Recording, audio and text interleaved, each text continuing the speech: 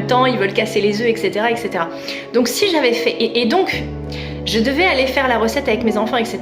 Mais finalement, le papa avait prévu quelque chose avec eux, etc. Donc, je récupère mes enfants plus tard. Et si Dieu m'avait laissé récupérer mes enfants comme j'avais prévu moi, pour faire la recette avec eux, on serait passé à côté. Parce que l'odeur était quand même subtile. Mais comme j'étais toute seule et comme j'étais concentrée, l'odeur m'est parvenue. Si ça avait été mes enfants qui avaient fait la recette, ils auraient probablement pas senti, on aurait ajouté les autres ingrédients, l'arôme de vanille qui aurait couvert l'odeur parce qu'elle était subtile, et probablement qu'on se serait empoisonné avec cet œuf pourri. Mais Dieu a décidé de faire autrement. Je sais pas...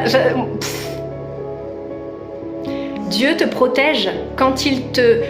Tout ce qu'il fait est intentionnel. Il n'y a rien qui n'est laissé au hasard. Pas un seul détail. Sur ce, je retourne à ma recette en étant plus vigilante.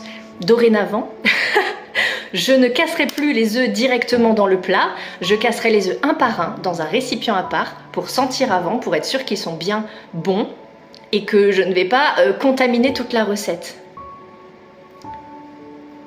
Et le truc de dingue aussi, c'est que Dieu m'a fait m'apercevoir de l'erreur juste avant qu'il ne soit trop tard.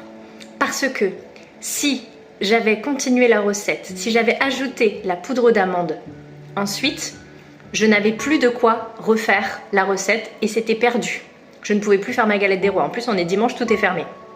Alors que là, il m'a fait me rendre compte de mon erreur, alors que justement, j'avais juste de quoi recommencer une deuxième fois avec les ingrédients qu'il me fallait. J'avais suffisamment de beurre et suffisamment de sucre glace pour recommencer une deuxième fois la pâte, mais je n'avais plus assez de poudre d'amande pour recommencer une deuxième fois. Et il m'a fait me rendre compte de mon erreur juste avant que je mette la poudre d'amande. Son timing est parfait. Fais confiance au plan de Dieu. Je conclurai en te disant que Dieu a décidé que certaines personnes avaient une date de péremption dans ta vie.